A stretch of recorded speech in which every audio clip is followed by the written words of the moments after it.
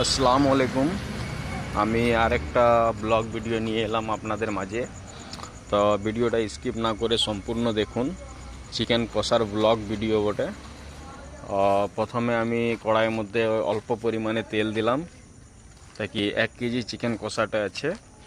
তারপর আমি একটু আগে থেকে পেঁয়াজ মিহি করে কেটে রেখেছিলাম, সে পেঁয়াজটা দিলাম।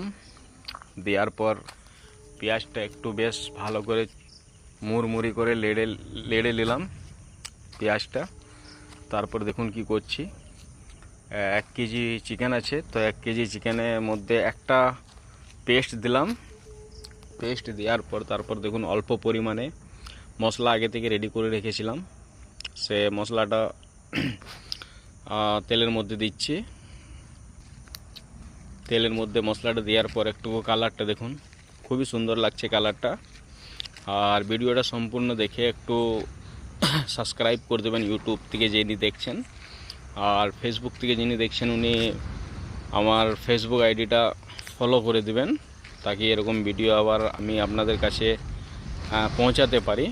তারপর চিকেনটাকে ভালো করে ধুয়ে নিলাম। 1 কেজি চিকেন আছে, তো বেশ ভালো করে চিকেনটা ধুয়ে নিলাম।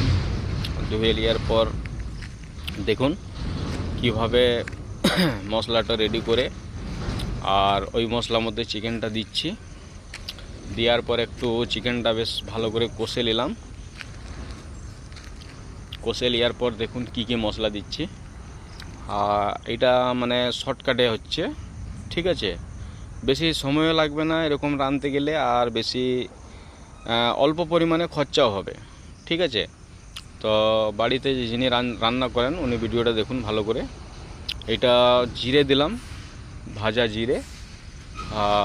জিরে ডাস্ট করে এটা দিলাম।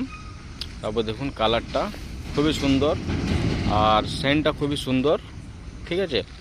তারপর এটা দেখুন চিকেন কারি মশলা দিলাম। তারপর চিকেন কারি মশলা দেওয়ার পর আরেকটা লাস্ট শেষের দিকে মশলা দিচ্ছি, সেটাও দেখুন।